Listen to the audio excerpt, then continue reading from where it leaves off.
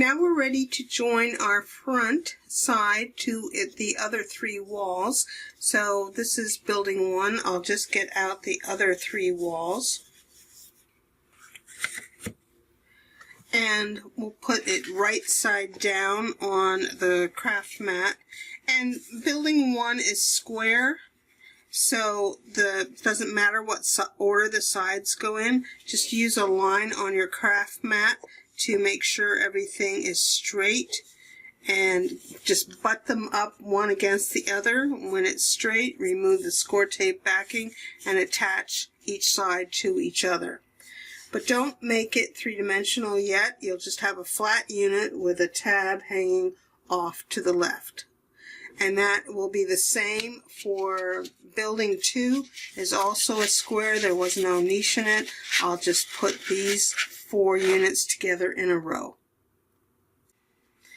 And then of course I gave those joining strips a good burnish.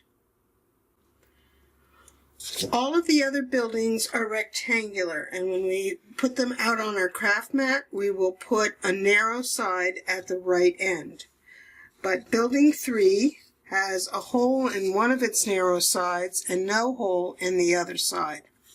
So if you put the niche side down here on your craft mat with the niches up, the side with the hole is going to go on the left of the opening. The hole side goes to the left, the non-hole goes to the right. We want to have a narrow side on the right, so join the other wide side on the left. Line everything up on the bottom of your craft mat. You'll expect the sides to be slightly shorter than the cut gable up here at the top, so don't worry about that. It's supposed to be that way. Building 7, one of its side panels also has a hole in it. Make sure that you have your side with the niches with the niche side up, and then the side with the hole goes to the right side on this one. So the hole's over here. Here's my other narrow side, and here's the other wide side. Goes together like that, and just keep it flat again. Buildings 4, 6, and 8 have no special considerations. Just remember which side is the top on 4. Whenever you're looking at these with the niches, there's always the 3/4 inch side is always at the bottom. And so we just put them together with a narrow side at the far right. Remember to alternate and put 4, 6, and 8 together just like that. Narrow side at the right, leave it flat.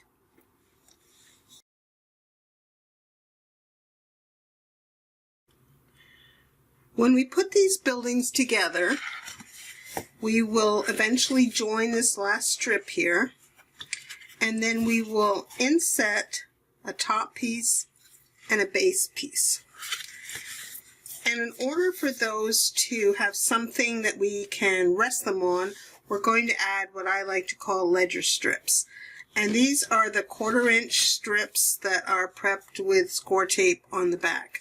Now, remember, yours will be craft color. I'm just using black so that you can see them more easily on the craft chipboard. On this page that we've referred to before when we were making the boxes, in the middle section, there's a section that's called Ledger Strips for Buildings. And just so you don't have to listen to me say what size each one is, I just made a chart of what sizes we will use. So I'm going to go ahead and cut. This is building 1 that I have out here. It needs 6 at 2 3/4 and 2 at 2 1/4. So I'll go ahead and get those cut, and then I'll show you how they go in.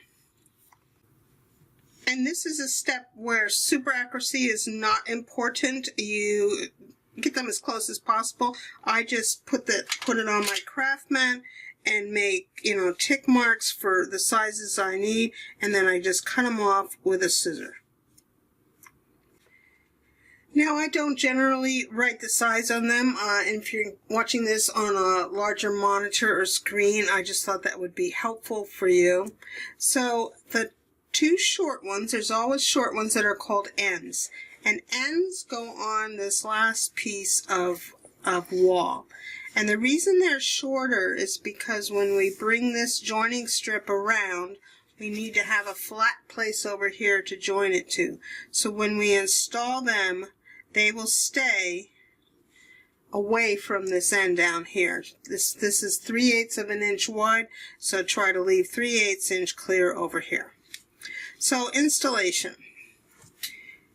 There's a piece that always goes on each base, and when we put them in, we're holding that a 1/16 of an inch away from that bottom edge.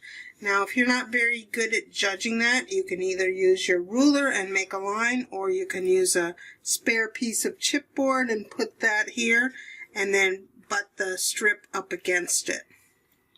So the pieces on this building, the 2 3/4, go in a 1/16 of an inch away from the bottom edge. They just get centered in that panel, and they go a 1/16 of an inch away from the top edge. These at the end also get a 1/16 of an inch away from their edge. We're just keeping them back so there's space over here to attach that joining strip. So I'm going to put those all in and burnish them down. So this is what a building looks like if it has a flat top with its ledger strips installed.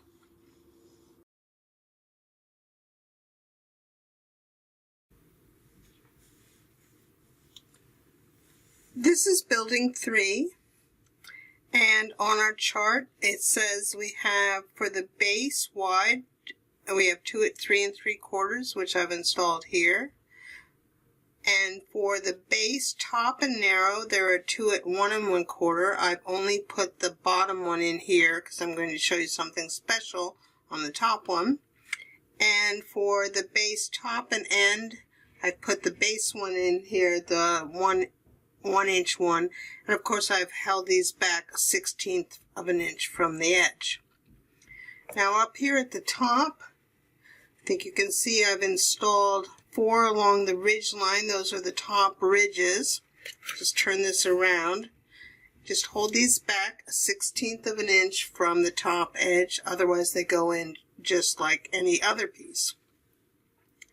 Now because this piece has the gable end, and these side pieces are slightly shorter cut than this edge of the ridge here, when we put the top pieces on, we'll put them flush with this top edge. Just center them in, put it flush with that top edge. And the same thing over here on this side, flush with the top edge. We're holding it back 3/8 of an inch from that sidewall join. And that's how those two pieces go in. So I'll give those two a burnish. And this is building 3, so it has a hole right here. You can see the hole. And as soon as we finish building 7, we're going to take care of the hole in both this building and building 7. So put this one aside. This is building 4. It is very straightforward. It just has a straight top and bottom. So there were wide sides that go on both the base and the top. The narrow side went here, 1 3/4, and the 1 3/8 for the 2 end pieces, I just held them back 3/8 of an inch from the end. This is building 6. It again has gable ends on it.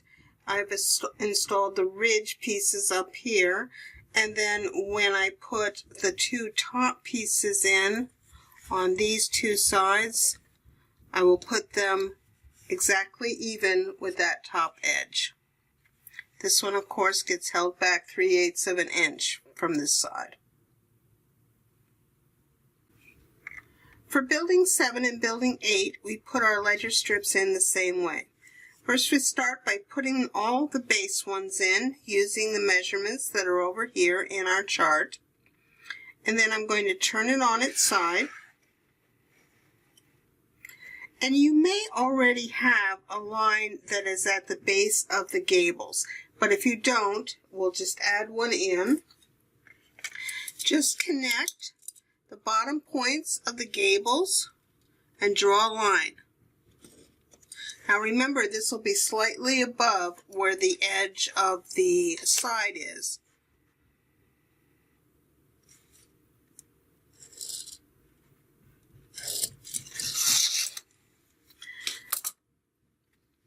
Now, the reason for those lines is that when we install our little ridge pieces that still stay a 1/16 of an inch away from the ridge, we don't want them to go past that line. So you may have to clip off a little corner to get them in. So I'll go ahead and put those 4 pieces in.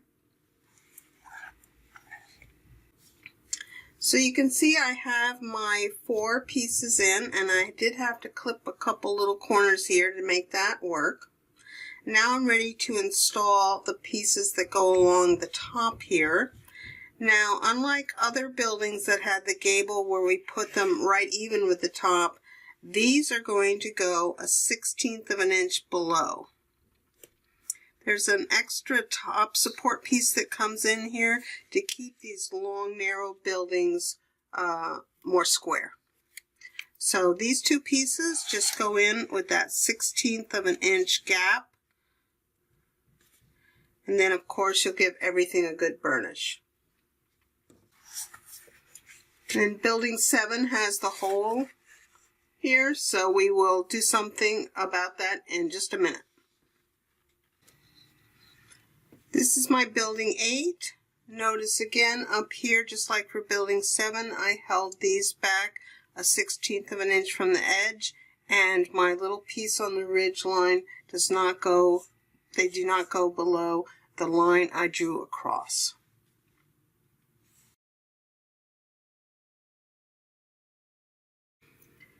For building 3 and building 7, we want to add some reinforcement to that hole, so there's more of a gluing surface when we put the dowel in for our hanging signs. So this is just a scrap that I have left over from my medium weight chipboard, and I'm going to draw some lines so that I have 1/2 inch squares on here. I need 6 at 1/2 inch square. So now that I have my 1/2 inch squares drawn, I want to punch a hole directly in the center of each one, and I'm just going to kind of eyeball. If you go from diagonal to diagonal, you'll get the center. These aren't crucial that they're in the center, but you want to be as close as possible. And then just punch a 1/8 inch hole in that center, and you need 6 of them. Now that you have the holes punched, we're going to put them together in groups of 3. And what I like to do is just put one on the end of my piece of dowel or skewer and just put a little glue around it, and then stack them up that way, put more glue on, and just do it in 2 sets of 3. That way you know the holes will stay aligned.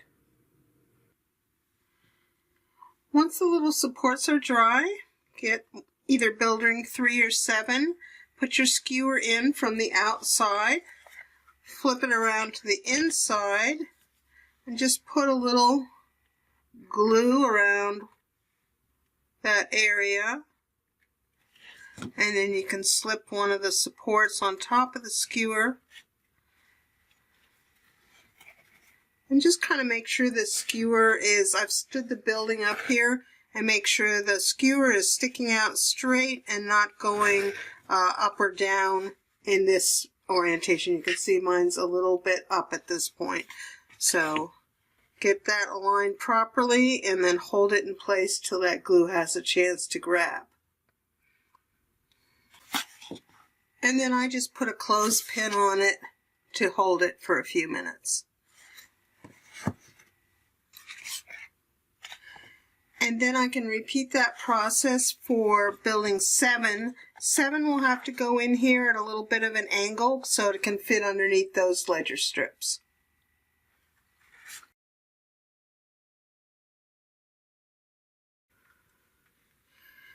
Buildings 1, 2, and 4 all have flat tops, so they all go together the same. So I'll just use building 1 to demonstrate. So I've retrieved the 2 pieces marked base and top from the baggie, and I've got those ready. And the first thing I'm going to do is make this 3-dimensional by removing the score tape backing on the last join. And then I'm just going to kiss these edges together. They won't come perfectly together. They should not overlap. It's just those inside corners should meet.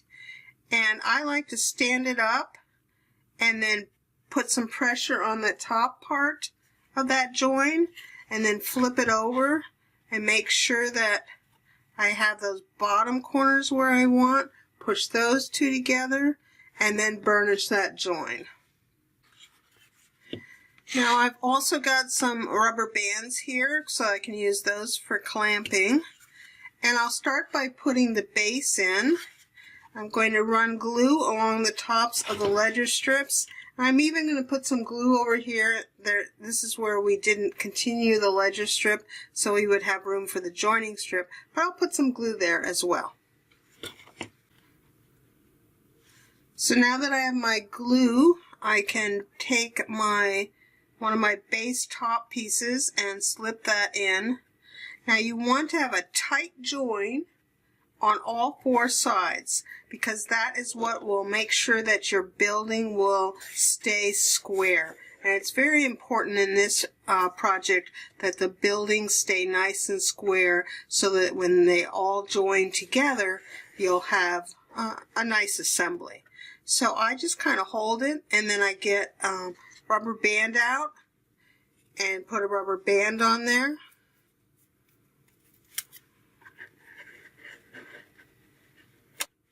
And I check it visually, and then I also put it down on my craft mat and make sure that everything is lining. You can't see in that direction, but I'm using the lines on my craft mat to make sure that the building is square.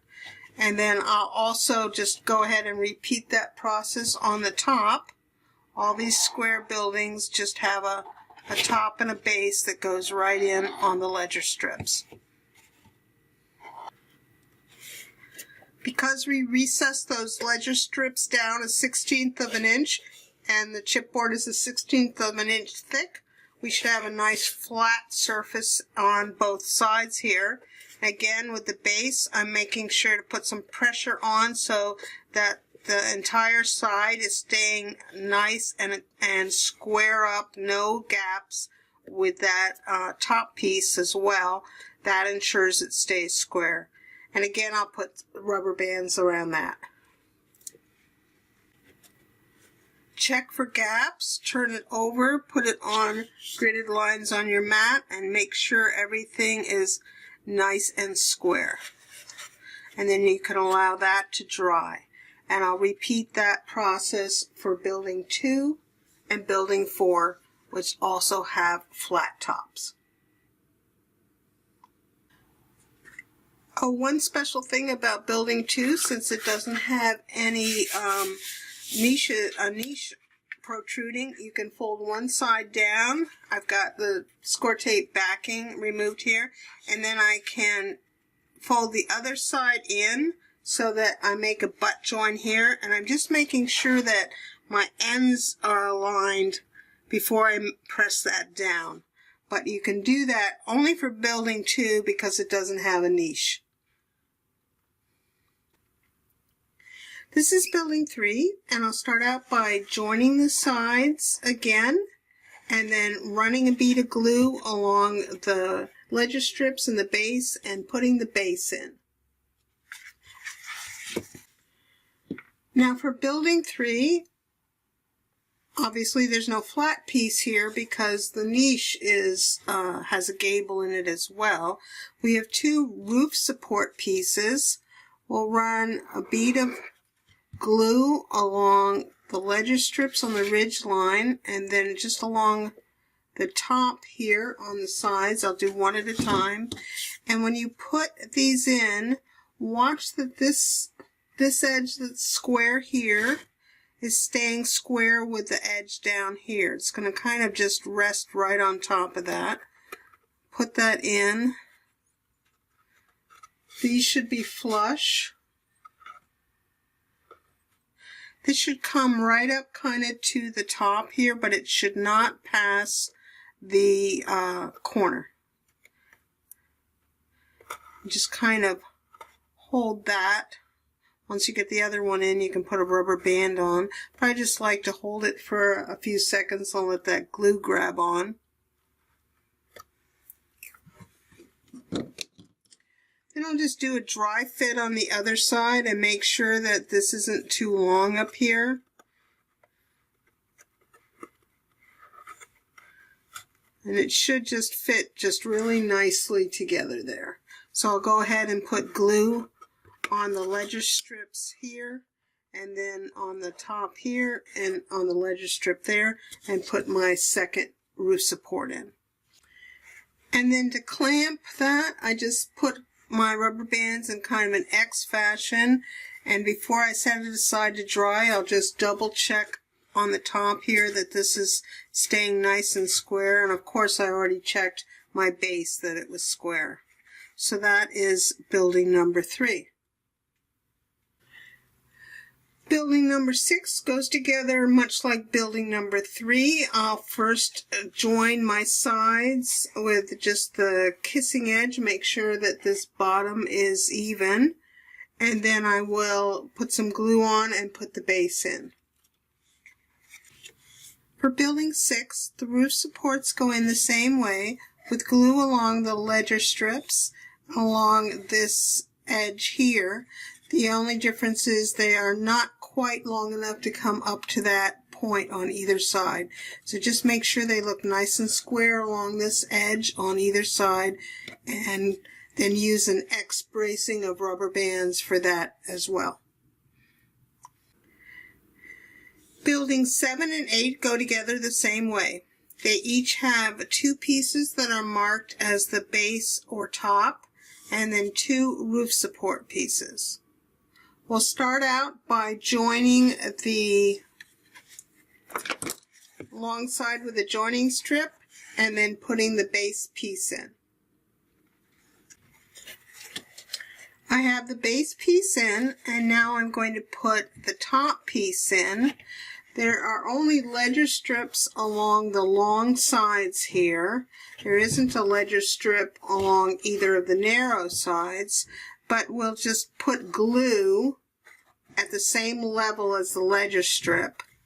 Now you'll notice over here that this support piece is kind of sticking out and is going to be in the way. So I'm just going to cut a notch around here, just make kind of a semicircle there and cut that out, so I'll be able to fit that around that piece. It doesn't even have to be that big, but that'll be fine. Once you've cut your notch, just do a little dry fit. Put that notch side in first. Make sure that's going to fit around that notch, and it does.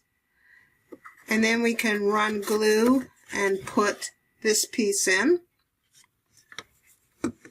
So it can be kind of hard to know exactly where that piece is going on the narrow end, so I just put kind of a zigzag line of glue there.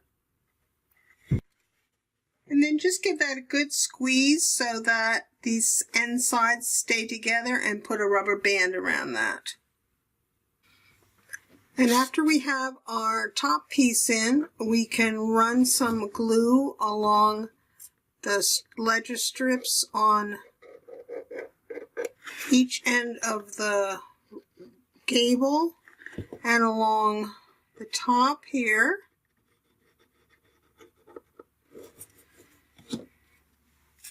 And put our roof support in.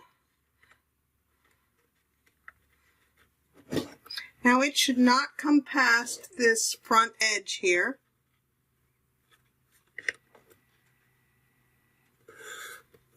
So just run your finger along there and make sure it doesn't. And then just give it a little squeeze to make sure it's staying in place. And then you can put the other side on the same way.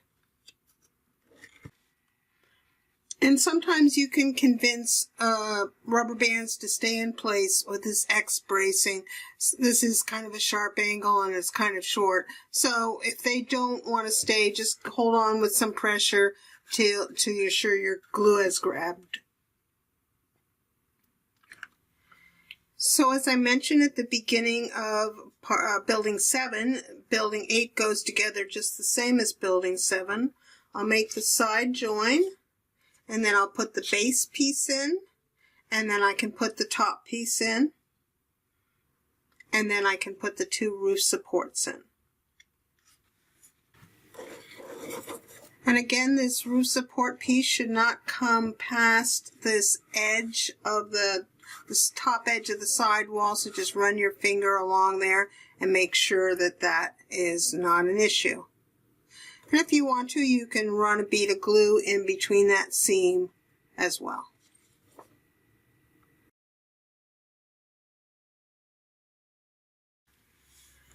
And now that we have the buildings all assembled, we're going to take them and flip them so that the niche side is facing down, and then write center on the side that is opposite the niche, and then on the side that is left of center, write left, and on the side that is right of center, mark right. And do that for every building that has a niche in it. Opposite niche is center, then left, and then right.